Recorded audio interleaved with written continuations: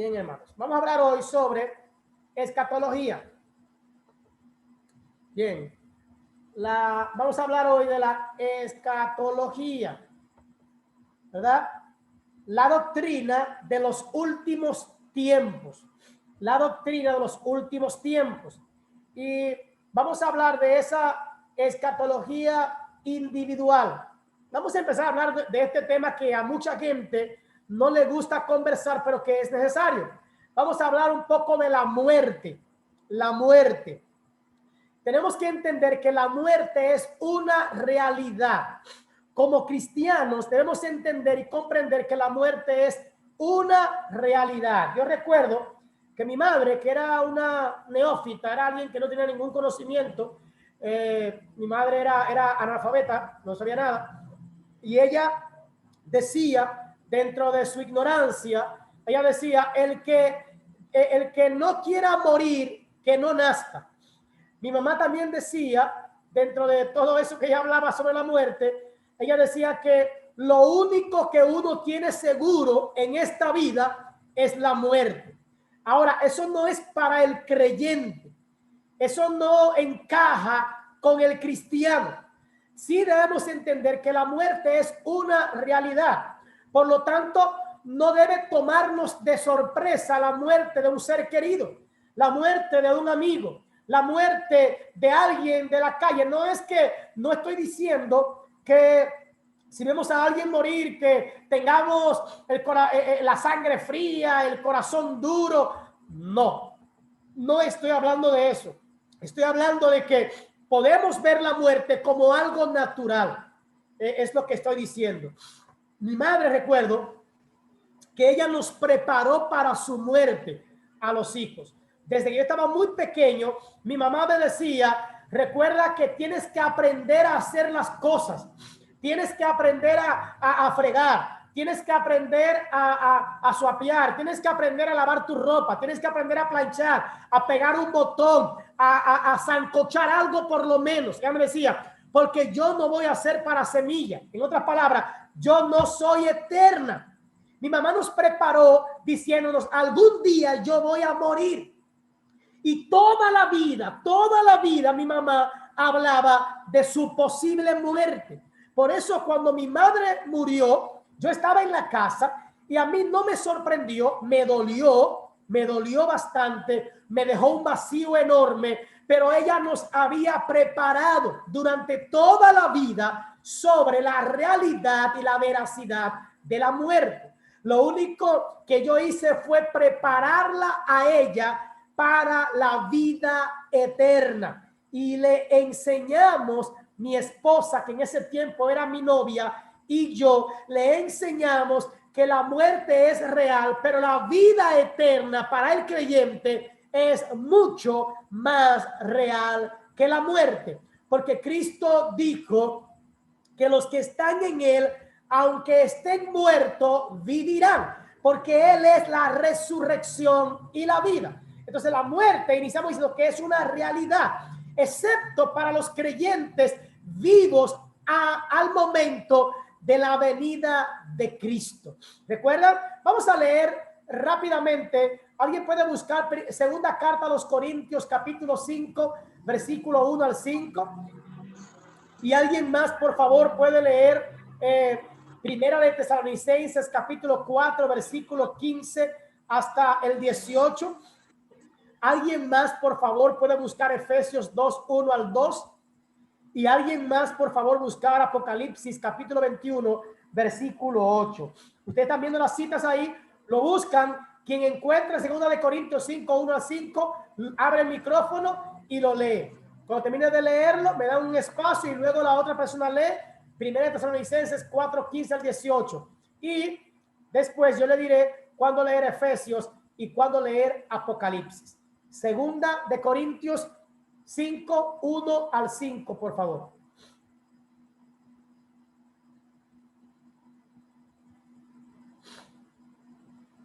Amén. ¿Alguien tiene Biblia ahí que estamos aquí?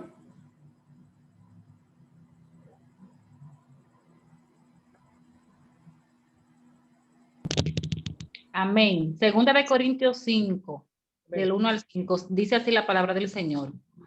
Porque sabemos que si nuestra morada terrestre, este tabernáculo, se deshiciere, tenemos un edificio de Dios, tenemos de Dios un edificio, una casa no hecha de manos, eterna en los cielos. Amén. Sabemos que si este edificio terrenal se desvanece, ¿verdad? Se cae, en otra palabra, se muere, tenemos una promesa. ¿Qué dijo Jesús? No se turbe vuestro corazón. Creéis en Dios, creed también en mí. Y él dice, en la casa de mi Padre muchas moradas hay. Hay. O sea, está diciendo, en la casa de mi Padre, en el reino de mi Padre, hay moradas para ustedes. Jesús está diciendo, aunque aquí ustedes mueran, no se preocupen, porque en el reino de mi Padre hay moradas para ustedes. Si no fuese así, yo se los hubiera dicho. Amén. Bien, entonces tenemos que entender que aunque muramos, tenemos una esperanza en la presencia del Señor. Primera Tesalonicenses 4. 15 al 18.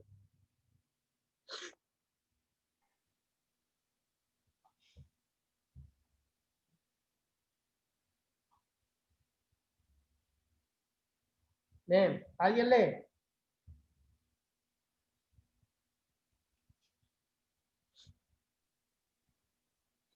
Primera de Tesalonicenses. Okay, 4, 15 al 18.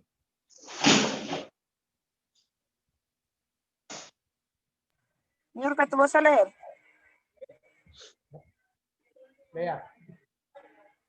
Sí. Ok. Ok.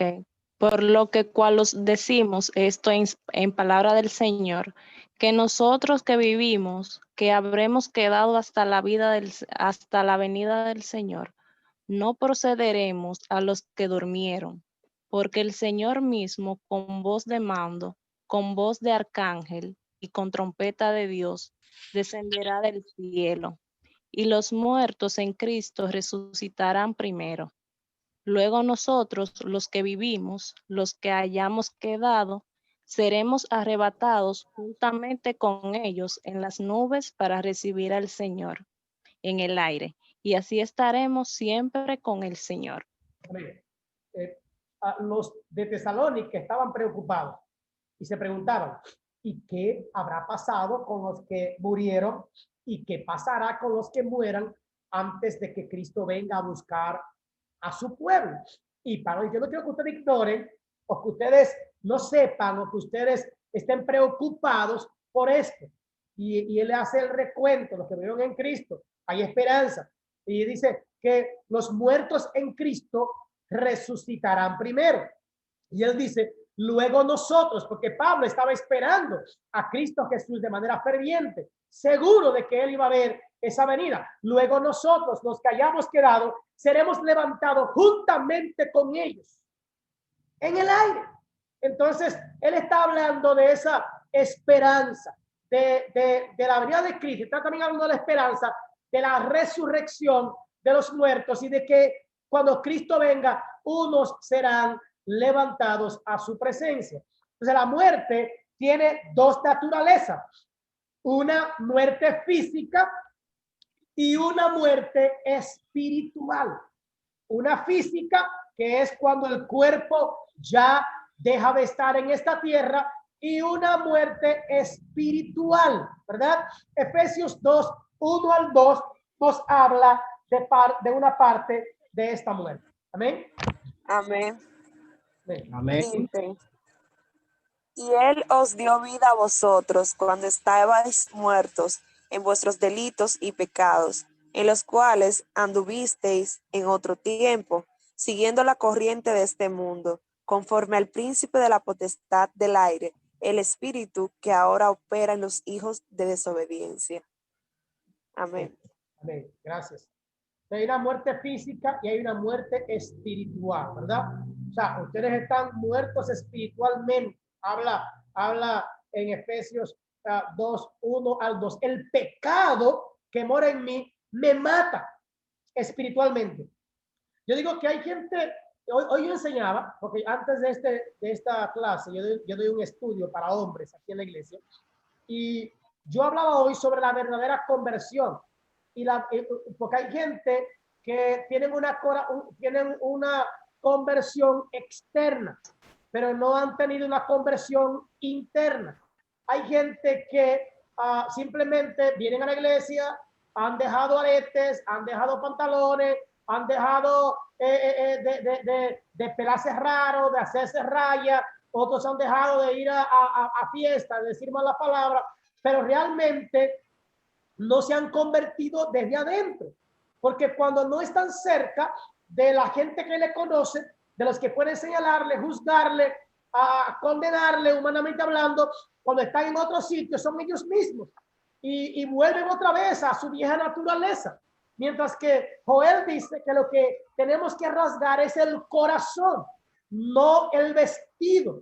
Porque cuando tú rasgas el vestido, es solamente lo que el hombre puede ver. Lo está haciendo para agradar a los hombres. Pero cuando tú rasgas el corazón, que el hombre no puede ver, ¿quién ve el corazón? ¿Quién pesa? ¿Quién se da cuenta de lo que hay dentro? Es Dios el que lo creó. Entonces hay gente que simplemente no ha muerto al yo, no ha muerto al viejo hombre. Dice, las cosas viejas pasaron, he aquí todas son hechas nuevas. Hay gente que espiritualmente están muertos, aún estando en la iglesia, aún viniendo, aún cuando sus pies se han convertido, porque vienen a la iglesia, mientras que su corazón no se ha convertido. Aún su boca se ha convertido porque no dicen malas palabras, pero realmente cuando tienen que mentir, mienten. No pueden sentir agradar a Dios, no aman a Dios de corazón. Otros han dejado de pelarse mal, pero simplemente no han cambiado. La ira, el enojo, la raíz de amargura, lo que es de adentro, realmente no se han entregado totalmente a Dios. Hay gente que realmente está en la iglesia, pero siguen siendo, como decía la semana pasada, siguen siendo carnales, seculares. Recuerden, no podemos ser seculares y espirituales. No podemos. O somos seculares o somos espirituales. Yo decía al grupo, le decía a estos hombres, a los hermanos, le decía, yo juego básquet, pero yo no puedo ser un deportista, ¿verdad? Un deportista cristiano. Yo debo ser un cristiano que juega deporte. Yo no soy un maestro cristiano. Yo soy un cristiano que soy maestro o profesor en una escuela. Yo no soy un sonero y cristiano. Yo soy un cristiano que trabaja en la zona franca. Yo no soy un mecánico cristiano. Yo soy un cristiano que trabaja mecánica. Porque el cristiano que trabaja mecánica le entregó el corazón a Cristo. Y el pecado, la mentira ya no está. Y ese cristiano, el que es mecánico cristiano, cuando tiene que engañar a un cliente, lo engaña. Lo engaña. Porque primero él es mecánico. Primero está el moro, lo que se va a ganar. Y luego, entonces, es cristiano. No sé si me doy a entender. Yo tengo un hermano de mi iglesia que él brega con mecánica y cosas así. Y yo, porque miembro de mi iglesia, le llevé mi vehículo una vez. Y él me le hizo un cambio, supuestamente un cambio de aceite, los discos de los frenos, los rectificó. Di que me compró una piña, según él, porque si llevó el vehículo a otro sitio. Hay un hermano de mi iglesia. El asunto es que cuando viene día para acá, digo, dame una factura. Y la factura que él me da es una factura hecha a mano de todo lo que le hicieron, que tuvo que llevar a otro sitio, de todo, hecha a mano por él mismo. Entonces, yo sé que él me truqueó. Yo mando a comprar una batería con él y él me truquea. Y todo eso. Entonces, yo estoy claro ya, yo entendí que él es un mecánico y después él es cristiano. Porque si él tiene que matarse con cualquiera por su cuarto, se va a matar. Si él tiene que hablar un embute para ganar un chin más, lo va a hablar. Es de lo que te dicen, esto es en tanto, pero por ser a usted, se lo va a dejar en tanto, aunque no lo conozca. Por ser a usted, pero ¿por qué por ser a mí si tú no me conoces? Entonces, yo no sé si me están entendiendo. O sea, el pecado, el ser secular, me va a permitir a mí ser igual a los demás. Ser igual a los demás. Pero cuando yo soy espiritual, pase lo que pase, venga lo que venga, yo voy a trabajar en que Cristo sea glorificado. Porque mi Señor es Jesucristo, no es mamón, no es el dinero, no es el bienestar, no es lo que voy a recibir, no es la fama. Igual, hay cristianos que han abandonado la fe o han abandonado a Dios por un TikTok, por un amiguito, por esto, por aquello, por lo otro, por la fama, por una falda. Entonces, realmente hay que ver si de verdad Cristo ha sido el centro de su vida o de su corazón.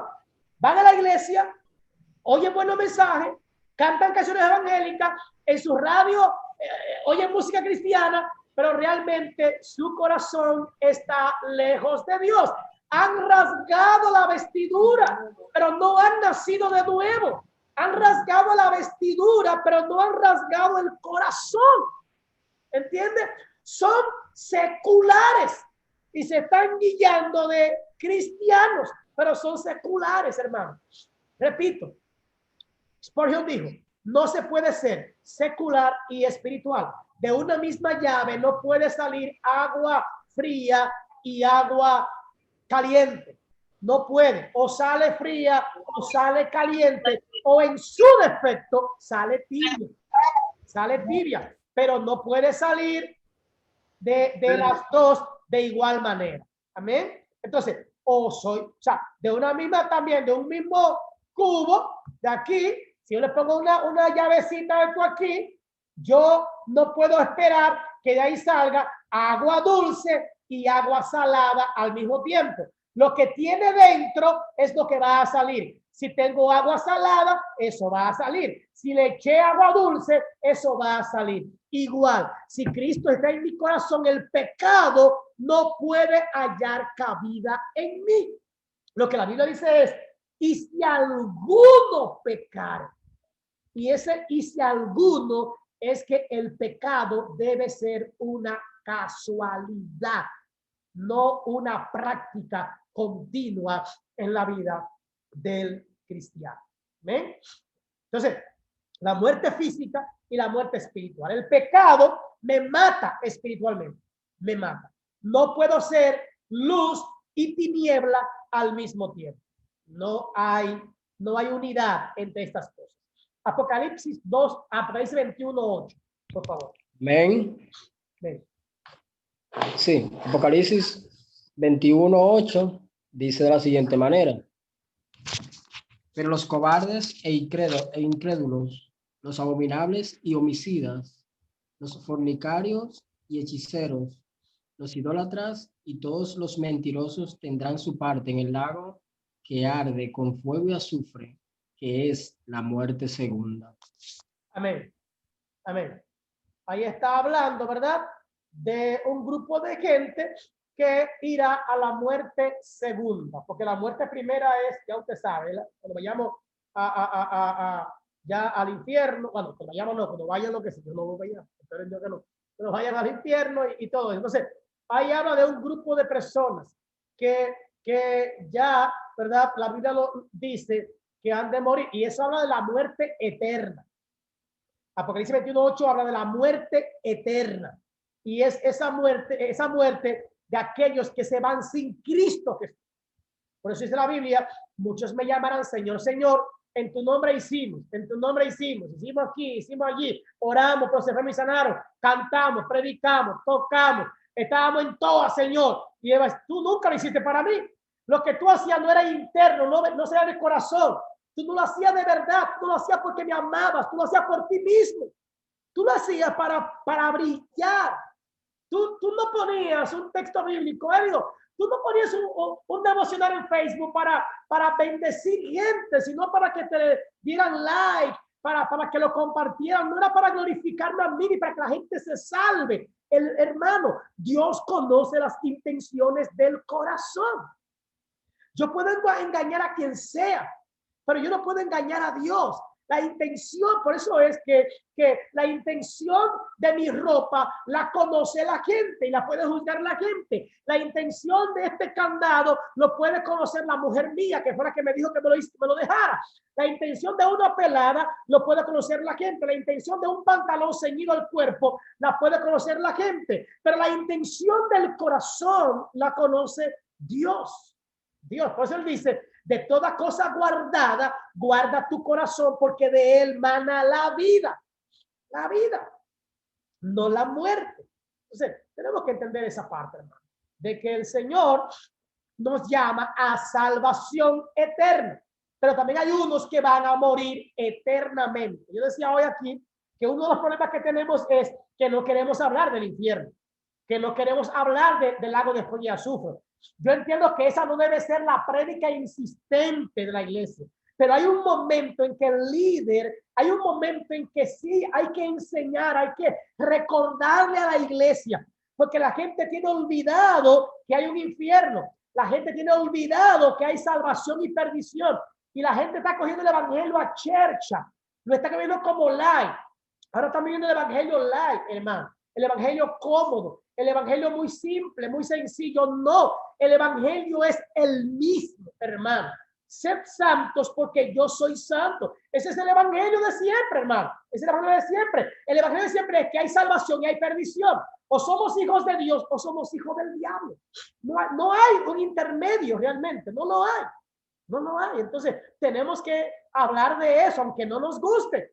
No es que hagamos una prédica insistente de eso, pero la gente hay que recordarle que o se salvan o se pierden. La gran verdad. ¿Amén? Porque hay mucha gente que piensa que hay un estado intermedio. Los católicos, ¿verdad? Los mormones piensan que hay un estado intermedio, que después de morir hay un estado intermedio. ¿Qué pasa después que morimos? Esa es una pregunta, ¿verdad? De mucha gente. Hay 3 puntos de vista. Punto número 1. Dicen que el alma duerme. El alma duerme. ¿Verdad? Primera Tesalonicenses 4:16 y Juan 11:11. Habla sobre la muerte como un sueño. Como un sueño. ¿Se acuerda que cuando la niña, Jesús dijo, ella no está muerta, tan solo duerme? Y en varias ocasiones Jesús mismo habla de la muerte como un sueño. Mientras que el segundo punto de vista es que hay un purgatorio. O sea, que hay un lugar y este purgatorio está avalado en Segunda de Macabeo 12, 43 al 45. Recuerden que Macabeo es uno de los libros apócrifos, ¿verdad? Que son más históricos, pero ahí habla del purgatorio. En el libro de Macabeos, Segundo de Macabeos 12, 43, 45, habla sobre este punto, el purgatorio, que es un lugar intermedio donde el pecador llega y su familia o amigos o vecinos o gente que lo quería hace 7 años, ¿verdad? De rezo, de vela, de hora santa, de misa, de lo que sea, para sacarle de pena y llevarle, y llevarle a descansar. Entonces, sacarlo del purgatorio y llevarlo a la presencia del Señor. Perdón, hermano. Póngase la mascarilla porque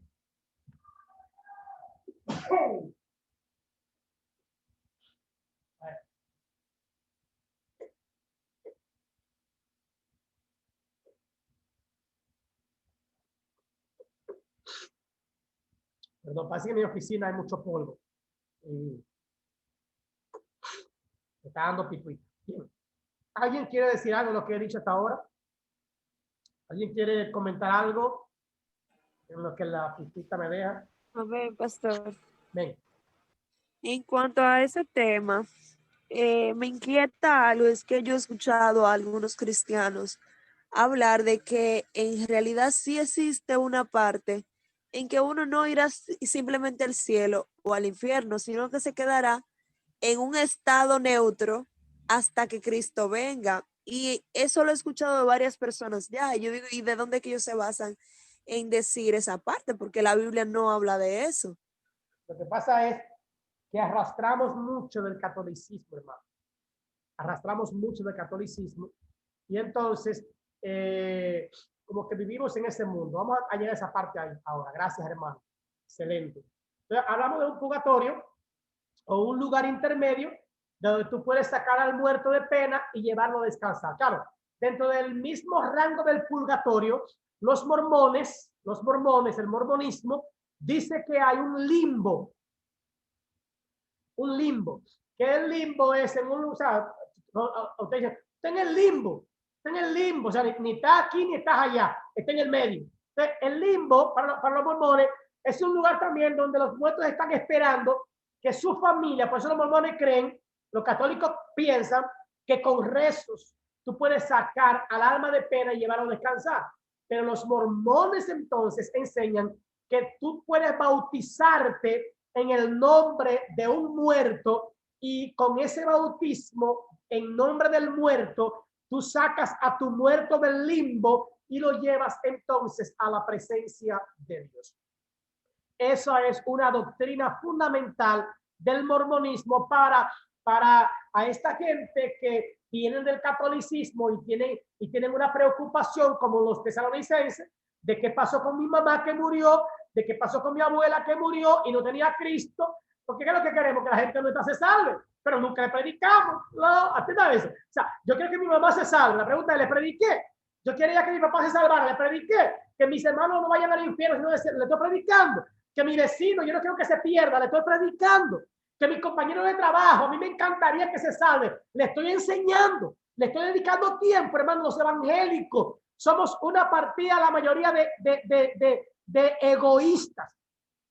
Y no estamos sacrificando tiempo para hablarle a ese amigo. Fulano es mi amigo, fulano es mi amiga, mi comadre, mi pana full. Pero yo nunca he enfrentado a mi comadre, nunca he enfrentado a mi mamá, nunca he enfrentado a mi papá, nunca he enfrentado a mi vecino, a mi vecina, y a decirle vecino, vecina, mamá, papá, primo, prima, a quien sea. Óyeme, quiero enseñarte sobre algo. Quiero enseñarte sobre algo que es de vida o muerte. Quiero hablarte sobre la salvación y la vida eterna. Quiero hablarte sobre el cielo y el infierno. Quiero decirte que solamente hay dos lugares y llevarle textos bíblicos que avalen lo que estoy hablando. Este es el tiempo, hermano, que vayamos.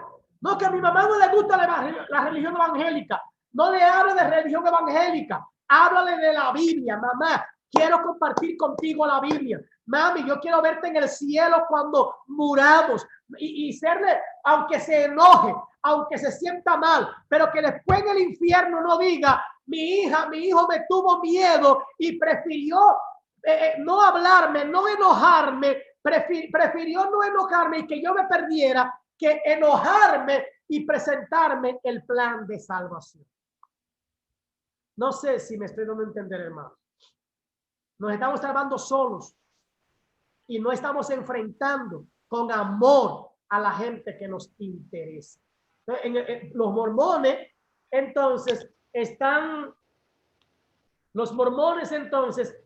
trabajando en eso. ¿Y qué hacen? Le hablan del limbo.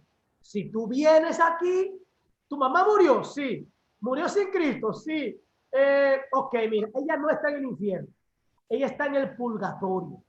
Y nosotros tenemos una manera para sacarla de ese lugar. ¿Cómo? Tú te vas a bautizar en el nombre de tu mamá. Y ella saldrá de ahí, se va a salvar. Pastor. Sí. Si Lutero estuviera en este tiempo, volvería a hacer la reforma. Sí. Por las indulgencias indirectamente que se están viviendo. Exactamente. Señores, hoy escuché que el Papa Francisco ha dicho que los homosexuales y las lesbianas tienen derecho a tener una familia. Que ellos tienen derecho a hacer su vida. El Papa. Y esto ha creado un revuelo en la Iglesia Católica, porque hay unos que están de acuerdo y hay otros que están en contra. Pero esto es una aberración, hermano, que el representante de la iglesia le esté dando su bendición. Esto está diciendo que Cristo viene pronto, hermano. Cristo viene pronto. Sí, pastor.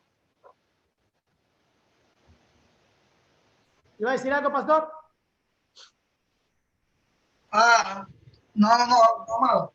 Está bien, siga. Entonces, hermanos, yo creo que nosotros tenemos que, como iglesia, empezar a hablar a la gente aunque se ponga bravo, porque es un asunto de vida o muerte. Uno dice que está durmiendo, otro habla de purgatorio o de limbo, y pues otros dicen que el individuo sigue siendo consciente en algún lugar. Respondiendo a la pregunta de la hermana ahorita, que muchos cristianos hablan. Yo pienso, hermano, que esto es un punto de vista personal, hay muchos que enseñan, porque también hay otros que enseñan que el cristiano cuando muere está en una tumba vacía, está en una tumba fría y que va a durar en esa tumba hasta que Cristo venga. Mi mamá, yo hablo mucho de mi mami, porque mi mami era ser especial. Dentro de toda su brutalidad, mi mamá era especial. Mi mamá decía, cuando yo me muera, tienen que pagar donde me entierren, para que no me saquen de ahí y me echen en una fosa común. Porque cuando Cristo venga, oye, mi mamá no conocía de Dios, mi mamá decía, cuando Cristo venga entonces, va a estar con todo ese hueso junto ahí, este hueso mío, este hueso mío, este hueso mío, este hueso mío. Entonces, mi mamá, y también decía que le pusieron una cruz, porque por la cruz era que ella podía agarrarse y levantarse e irse con Cristo. O sea, dentro de su ignorancia, y a pesar de que no seguía una religión, mi mamá esperaba a Cristo y sabía que había una salvación y una vida eterna. Entonces, gracias a Dios que esa misma manera de ver la vida nos permitió predicarle, y ella antes de morir aceptó a Cristo como Señor y Salvador de su vida, y tengo la esperanza de que la veré en la presencia del Señor. Entonces, ¿en qué yo creo? Bueno, yo creo en que el cielo es como una casa grande, es como un lugar bien grande. En la casa de mi padre muchas moradas hay. Esas moradas yo entiendo que es como los que han ido a una casa de gente rica. La esposa de mi tía, la tía de mi esposa, perdón, la tía de mi esposa, que vive en una casa bien grande, bien bonita, y ella nos invita a veces a ir allá, y ella primero nos abre la puerta de afuera, lo que llamamos el patio delantero, nos abre esa puerta, luego pasamos como una galería bien bonita que hay, a veces nos sentamos ahí un rato, después nos pasa a la antesala, buenos muebles, buenas pinturas, buena decoración, lindísima, lindísima. Entonces, hay gente que no pasa más allá. Hay gente que se queda en la antesala. Y yo creo que sí hay una antesala, pero que está en la presencia de Dios. Hay una antesala. Yo pienso eso. Porque Jesús le dijo al ladrón, de cierto le digo, que desde hoy estarás conmigo en el paraíso. En el paraíso. Donde leímos ahorita también habla de la segunda muerte en Apocalipsis capítulo 21, habla de la segunda muerte. Y esa segunda muerte es el lago de fuego y azufre. Mi posición personal es la siguiente. Quizás porque me conviene creer en eso. Mi posición personal es la siguiente. Yo creo que cuando morimos hay un lugar donde van las almas que pecaron, que se llama infierno. Y hay un lugar donde van las almas que se convirtieron de verdad de corazón al Señor, que es el paraíso. Entiendo lo siguiente, en el día del juicio, entonces, unos serán sacados de aquí para condenación eterna y otros serán sacados del paraíso a ser juzgados para salvación eterna. Unos irán a la muerte segunda o el lago de fuego y azufre, que fue preparado para el diablo y sus demonios, pero también van a vivir otros allá, ¿verdad? Y ya la morada celestial, el reino de los cielos, estar en la misma presencia de Dios, será entonces para aquellos a los cuales Él les dirá, vengan benditos de mi Padre a gozarse por la eternidad en la presencia del Señor. Esa es la manera. Yo no me imagino en una tumba, en un cementerio, hasta que Cristo venga. Nah, yo no me imagino ahí, hermanos, jamás y nunca en la vida. Jesús lo puso de esta manera. Jesús lo puso de otra manera. Jesús dijo, murió un hombre llamado Lázaro y murió el rico. Y uno fue llevado a un lugar llamado el seno de Abraham. Y otro fue llevado a un lugar de tormento. Y hubo una disputa entre uno, ¿verdad? Permite que este venga. O sea, habían dos lugares. Jesús hace alusión a dos lugares de dos personas que habían muerto. Y esto no es una parábola. Jesús está diciendo esto como algo totalmente real. Amén. Pastor José Luis y luego Giancarlo. Sí, amén. Para entender un poquito eso, entramos en contexto realmente de lo que Jesús hacía. Jesús siempre se refirió a cuando una persona moría, él nunca le llamó muerte, sino le llamó duerme. Le dijo, él, bueno, como Lázaro el hermano de María, Marta y María. Él duerme. Amén. También la niña de la niña que fue a sanar, que era hija de un principal. Jairo. Ella duerme, o sea que para entender el contexto, los cristianos que partimos de este mundo realmente no morimos, sino que dormimos. Amén. Entonces estamos durmiendo o dormimos porque así Dios le llama. Y en cuanto a la Biblia se refiere a muerte, ya se refiere, como usted dijo, a una muerte espiritual, a una muerte ya realmente que le tocó a esa gente ya pues la perdición eterna. Entonces la Biblia siempre se refiere a muerte cuando hay una muerte eterna. Y cuando un cristiano pues parte de este mundo, que es una separación de cuerpo, alma, de alma y cuerpo, realmente se le dice que está durmiendo. Entonces, para nosotros eso es solamente dormimos y una vez en Cristo pues seremos levantados con él. Y realmente estamos en el paraíso porque hay evidencia cuando Jesús le promete al ladrón, desde hoy te digo que estará conmigo en el paraíso. Amén. Amén. Sí, eso se ve como una afirmación, y lo que iban a pasar con los dos era que iban a morir. Jesús no les dijo, desde hoy estaremos los dos en una tumba, en dos tumbas.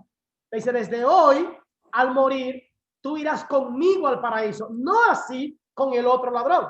No fue la misma promesa a los dos, y los tres iban a morir. Pero hay una promesa para este en específico. Gracias, hermano pastor. Giancarlo. Amén. No va a abarcar mucho porque ya el pastor tocó esa parte, la que yo iba a decir, que es la del ladrón en la cruz. Y yo también pienso en la opinión que usted dio, y yo también en lo personal pienso así, como usted dice, que cuando uno se muere, uno no va a estar solamente en la tumba, va a estar mi cuerpo físico, sí, en la tumba. Mi cuerpo físico puede estar en la tumba, y es como dice el pastor cuando el ladrón hace la confesión y Jesús le da la palabra. Eso es una promesa también hay, que uno puede ver, es una promesa, y que amerita también de que haya un lugar para aquellos que perseveraron hasta el fin, se mantenieron, para cuando el Señor venga a recibirlo, como dice la palabra.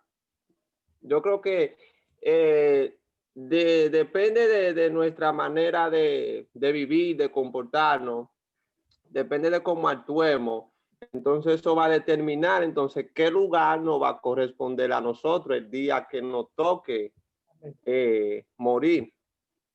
Así es, así es. Bien, entonces nosotros creemos en la resurrección, hermano, y eso es una bendición. Nosotros creemos en la resurrección. La resurrección no es más que... Ahí tiene un micrófono abierto. La resurrección no es más que la derrota de la muerte. Y Cristo fue el primero. Y algunos dicen, no, no fue el primero porque Lázaro resucitó, la niña, el muchacho, el hijo de la viuda. Sí, pero fue el primero en resucitar para siempre, sin ver muerte más. Entonces, es la esperanza. Y esa resurrección, para el que cree, para el que permanece, es para vida eterna. Amén, eso es lo que creemos. Y tendrá un cuerpo nuevo, diríamos de cajeta, nuevecito, 0 millas. Entonces, esa es la esperanza que tenemos, hermano. Yo voy más lejos.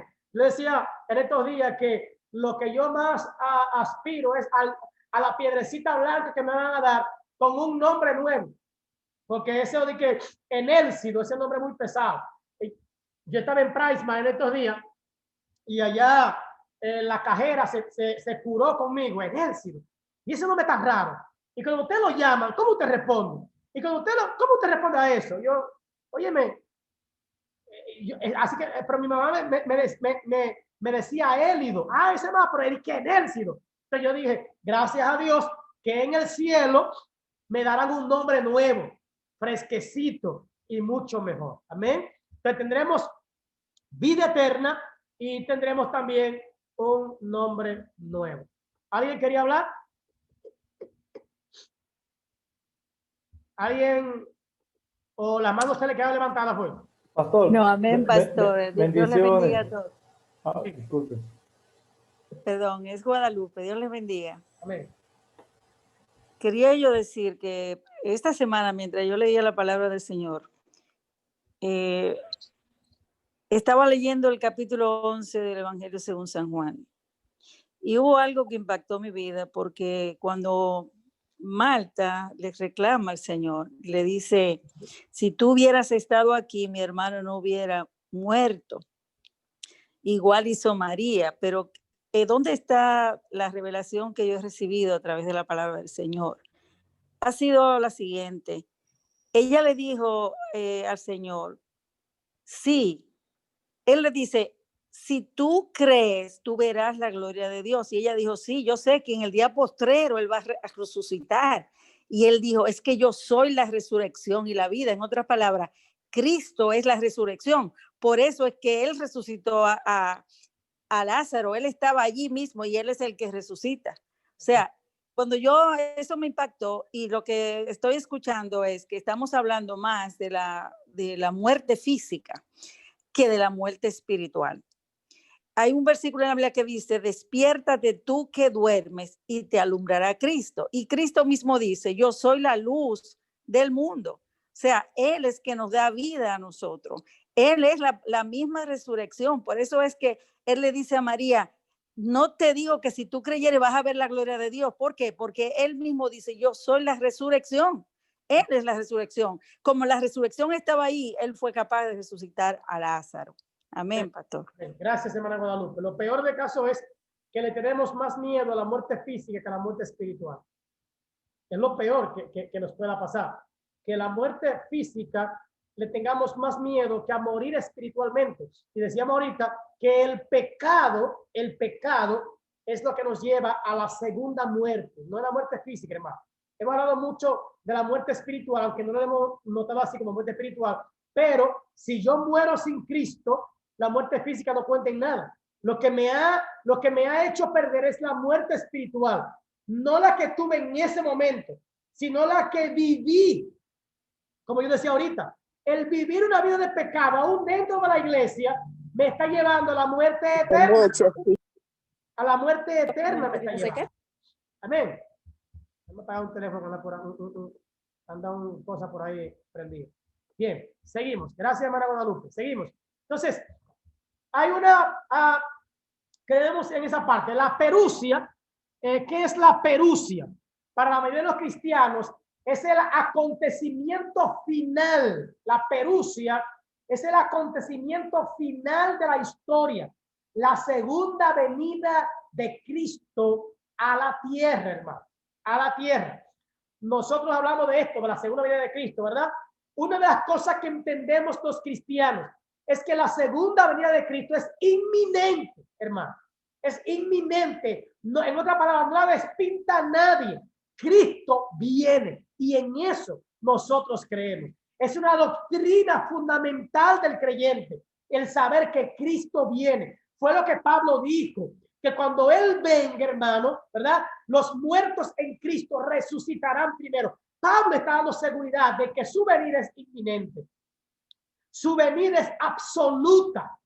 El último evento en el plan redentor de Dios es la venida de Cristo. Repito, el último evento del plan redentor de Dios para los hombres es esa segunda venida de Cristo.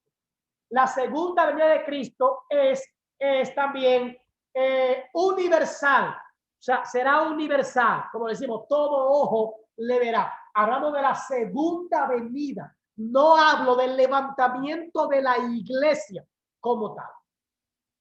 ¿Cuáles son los efectos de esta segunda venida? Habrá espada de dos filos en Apocalipsis 1:16. O sea, le va a venir a pelear por su iglesia. Habrá destrucción, nueva creación. Habrá juicio y habrá recompensa.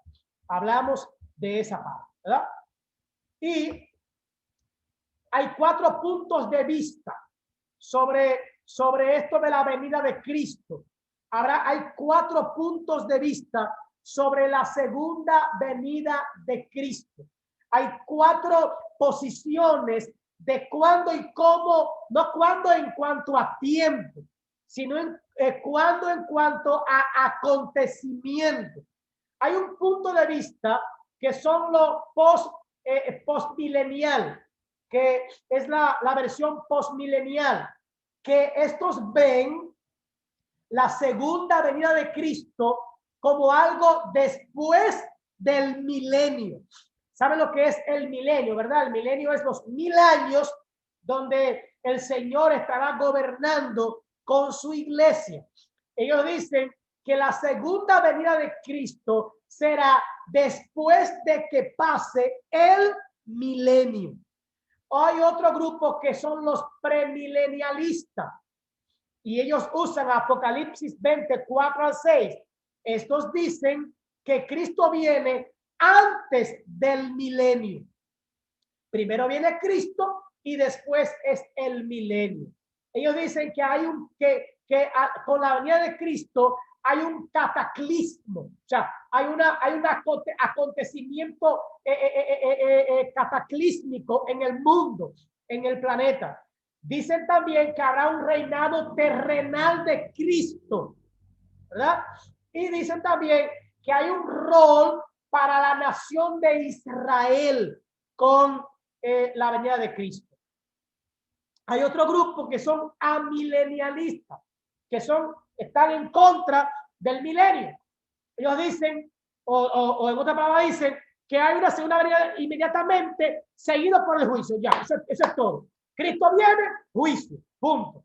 Y ellos tienen la comprensión simbólica de los 1000 años. Dicen que los 1000 años no son literales, sino simbólicos.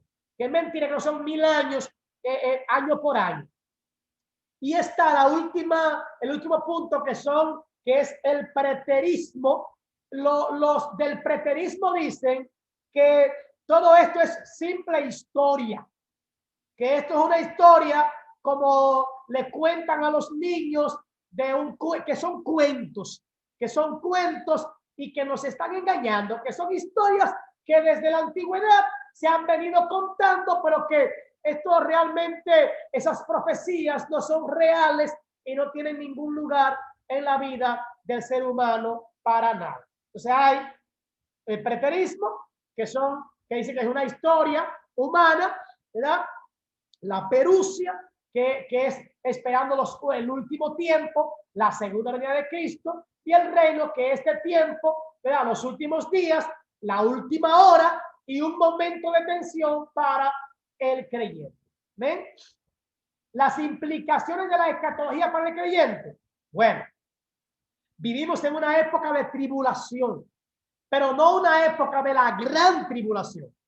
Hay tribulación, hay persecución en muchos lugares para cristianos, hay persecución para la iglesia, hay persecución para congregarse, para hablar libremente de la palabra, para expresarse sobre algunos puntos de vista. Hay persecución. Ustedes saben que ahora mismo se está hablando de una futura ley que quieren aprobar sobre la famosa igualdad, que esto encierra, ¿verdad?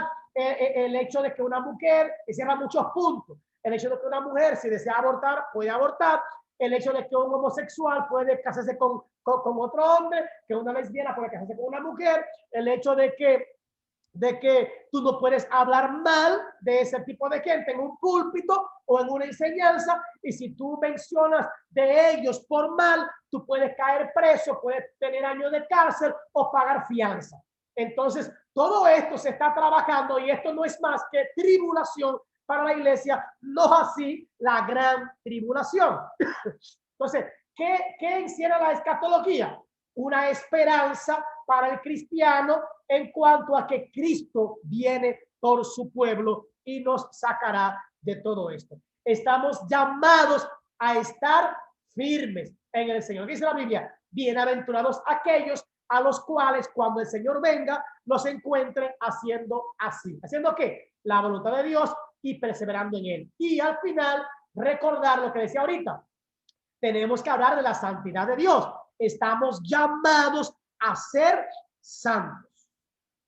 Estamos llamados a ser santos. Porque dice la palabra que sin santidad nadie verá al Señor. ¿Ven? Hemos culminado con esta parte. Si alguien quiere decir algo, aportar algo, preguntar algo, este es el momento. Aquí yo les invito a que puedan investigar de manera individual o estudiar a los premilenialistas, a los postmilenialistas, a los amilenialistas y a los bueno, esos más, porque realmente los del preterismo de verdad no tienen mucho auge, pero por lo menos el punto de vista premilenial, postmilenial y amilenial, yo les invito a leerlo, a escudriñarlo y de manera con sus líderes, con el pastor, puedan tener una posición en qué creemos como iglesia. ¿Cuál es nuestra posición como iglesia? ¿Somos postmilenialistas? ¿Somos pre o somos a? ¿En qué creemos?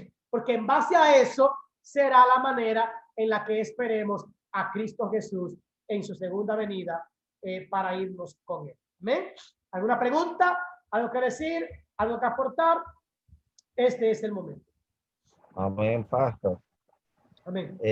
Para que, si usted puede, escriba sobre lo que vamos a investigar de los grupos, de preminiano y todas esas cuestiones, Okay.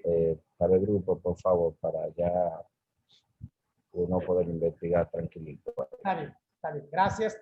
Bien, yo seguiré con ustedes en la próxima clase porque la materia de homilética regularmente la doy yo también, porque con esa materia fue que yo empecé en este seminario y yo soy quien la doy. Por eso voy a continuar con ustedes, pero ustedes tendrán otros maestros, así que ya ustedes saben. Pero esa materia la voy a dar yo para que también para que nos adecuemos al grupo. Amén.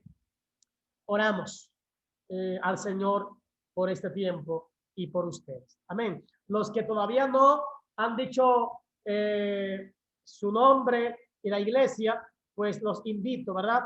Todavía sigue gente saliéndose, pero eso es normal. Eso es normal. Yo entiendo eso y yo con los que terminen, hermano, con eso yo me quedo y seguimos en el nombre de Jesús. Muchos son los llamados, pero pocos son los escogidos. Amén. Así que esto es un camino de esfuerzo y de dedicación, hermano. Amén. Y si usted se va a salir por alguna razón, hablemos, vamos a hablar lo que aquí entramos en razones, hermano, y podemos ponérsela fácil para que pueda continuar en el curso. Amén. Oramos. Padre, gracias te doy. Gracias por este tiempo. Gracias por esta bendición.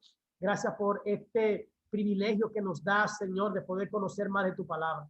Ayúdanos a poder asentar, Dios, una posición firme en qué creemos y por qué creemos. Que podamos, Dios, afirmarlo de tal manera que no seamos movidos por ningún viento de doctrina, sino que estemos seguros en qué y en quién hemos creído.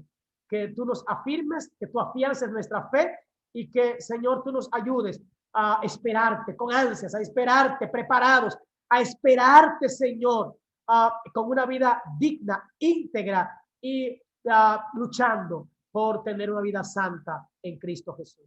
Gracias, Dios, en el nombre de Jesús. Amén y amén. Dios le bendiga, hermanos. Nos vemos la próxima semana, si Dios lo permite. Dios les guarde. Amén, pastor. Amén. Amén.